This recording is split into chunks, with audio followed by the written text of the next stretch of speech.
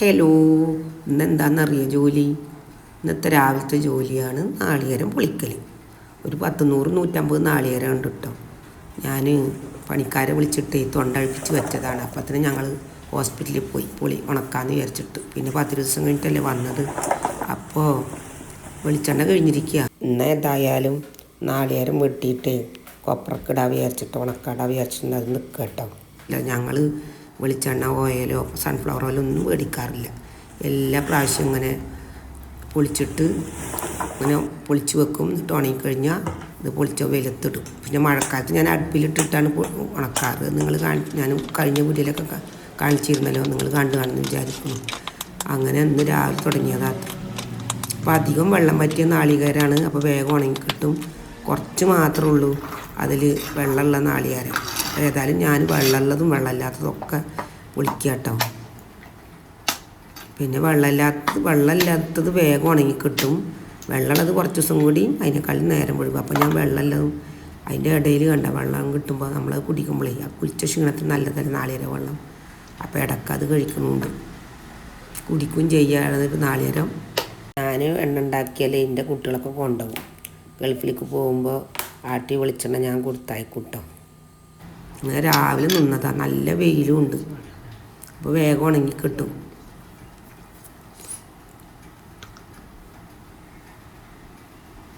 ഞാനെങ്ങനെയാണെന്നറിയാം, ഒരു പണിക്ക് നിന്നാൽ പിന്നെ ആ പണി കഴിഞ്ഞിട്ടല്ലേ വേറെ ജോലി എടുക്കുകയുള്ളൂ. അപ്പോൾ ഇന്ന് എന്തായാലും ഇത് കഴിഞ്ഞിട്ടുള്ളൂ ബാക്കി പണി പറഞ്ഞിട്ട് എന്തായാലും ഇതൊക്കെ പൊളിച്ചെടുക്കുകയാണ്. ഒക്കെ പൊളിക്കൽ കഴിഞ്ഞു കിട്ടാം. ഇത്രയും നാളികേരം ഉണ്ടായിരുന്നു. അപ്പോൾ ചിലത് ചിരട്ടയിൽ വെള്ളം പറ്റിയിട്ടുണ്ട്, പക്ഷെ ചിരട്ടയിൽ നിന്ന് പോന്നിട്ടില്ല. അപ്പോൾ ഞാനെന്ത് ചെയ്ത് വെള്ളമുള്ളത് വേറെയും വെള്ളമില്ലാത്തത് വേറെ ഇട്ട് ഉണക്കാടുന്നത്. കാരണം വെള്ളമില്ലാത്തത് വേഗം ഉണക്കി കിട്ടും. അപ്പോൾ അത് ഉണക്കിക്കഴിഞ്ഞ് പിന്നെ വെള്ളമില്ലാത്തത് മാത്രം ഉണക്കിയും. പക്ഷെ കുറച്ച് ദിവസം ബുദ്ധിമുട്ടണം. ഒരാഴ്ച നമ്മൾ ഇതുപോലെ ഉണക്കിയെടുക്കണം. പക്ഷെ ഞാൻ വൈകുന്നേരത്ത് എടുക്കാറില്ല. ഒരു സാരി വെച്ചിട്ട് അതിൻ്റെ മുകളിൽ കൂടെ എടുക്കും. മഴയൊന്നുമില്ലല്ലോ. അപ്പോൾ അങ്ങനെ അതിൻ്റെ മുകളിൽ കൂടെ ഇട്ട് അടച്ച് വെക്കും. ഞാൻ രാവിലെ വെയിൽ വരുന്ന സമയത്ത് തുറന്നിടും. അങ്ങനെ ഒരാഴ്ച പണിയെടുക്കണം. കുട്ടികൾ പറയും, ഞങ്ങളിതൊന്നും ചെയ്യണ്ട, വെളിച്ചെണ്ണ മേടിച്ചാൽ പോരെ. പക്ഷെ എനിക്കിഷ്ടമല്ല കേട്ടോ. ഞാനെപ്പോഴും വെളിച്ചെണ്ണ അതുപോലെ ആട്ടിയിട്ട് ഇതാക്കി വെച്ചില്ല. പിന്നെ ചിരട്ടുണ്ടല്ലോ, ആക്രിക്കാർക്ക് കൊടുക്കുമ്പോൾ നല്ല വില ചിരട്ടൊക്കെ ഉണ്ട്. അപ്പോൾ ആക്രിക്കാർ വരുമ്പോൾ അവർക്ക് കൊടുക്കുക. അല്ലെങ്കിൽ ഞാൻ കത്തിക്കാറാട്ടോ. അധികം അടുപ്പ് തന്നെ കത്തിക്കുക.